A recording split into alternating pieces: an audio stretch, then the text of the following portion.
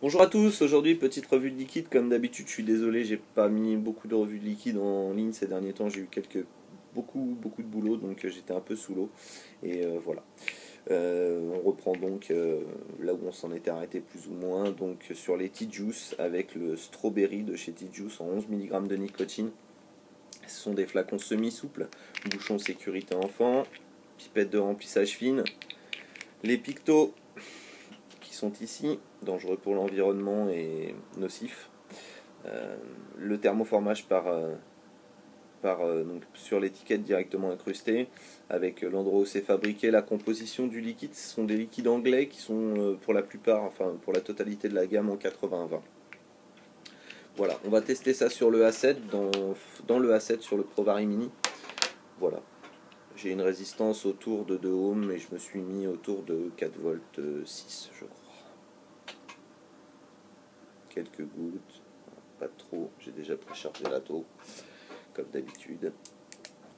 Allons-y pour la strawberry, la fraise de chez T-Juice.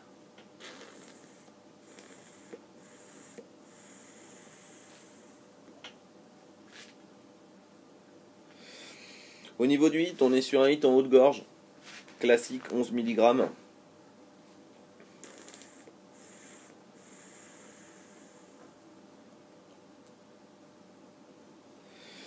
Au niveau du goût, on est sur un produit qui a une bonne persistance en bouche, mais on préférerait peut-être ne pas avoir trop de persistance en bouche parce que le goût n'est pas forcément au rendez-vous. Pour moi, moi qui adore la fraise, on est sur un goût de fraise, mais vraiment trop mûr. Vous savez, si vous avez des fraises un petit peu qui sont en train de passer dans le frigo, qui sont vraiment trop mûres, bah c'est exactement le goût qu'on retrouve. Et pour moi, c'est pas ce que je recherche du tout dans une fraise.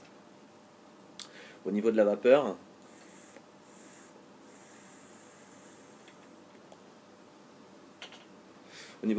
on est sur un 80-20 classique avec une vapeur qui se disparaît en quelques secondes, pas une vapeur très persistante.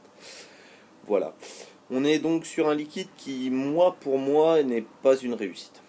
Clairement, ça arrive, hein, vous voyez la preuve. Celui-ci, je le conseillerais pas, je le recommanderais pas particulièrement ce liquide-là, malheureusement. C'est un liquide que je considère comme soit il est en pleine saturation aromatique, ce qui m'étonnerait parce que je les ai reçus il n'y a pas très longtemps, soit il est vraiment, l'arôme n'est pas forcément très bon à mon goût, hein, je dis bien à mon goût. Donc voilà, je vais changer en même temps que je vous parle d'Ato, je vais mettre un aga dessus. Donc voilà. Après, donc c'est un liquide que je ne recommande pas particulièrement. Si vous avez l'occasion de le goûter, goûtez-le et donnez-moi vos retours en commentaire de la vidéo sur la chaîne ou sur les différents forums où je poste, pour voir ce que vous en avez pensé si vous l'avez déjà goûté. Et voilà. Au niveau de la chaîne, bah, ça avance doucement, comme vous avez pu le constater ces derniers jours. Je prépare quelques vidéos sympas, donc notamment sur le A7, puisqu'on m'a posé beaucoup de questions sur l'atomiseur A7, notamment pourquoi j'utilisais pratiquement essentiellement tout le temps un A7 au lieu des autres atos dry que je possède. Parce que tout simplement, je vais répondre à la question en direct, parce que pour moi c'est un des meilleurs atos dry du marché, voilà, tout simplement, c'est mon avis. D'ailleurs, je ferai quelques vidéos de montage pour vous montrer un petit peu les différents montages que je peux moi faire sur cet ato.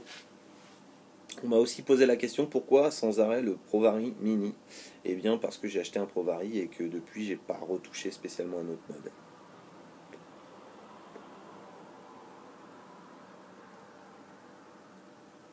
Ça fonctionne très bien. Là je suis en 100% VG, ça fonctionne bien. Donc voilà.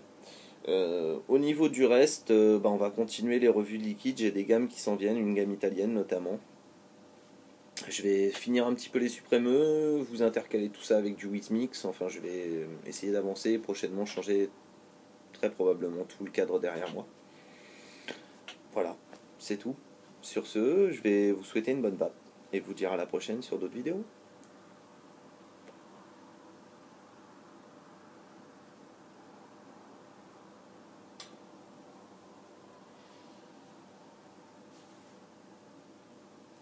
Bye!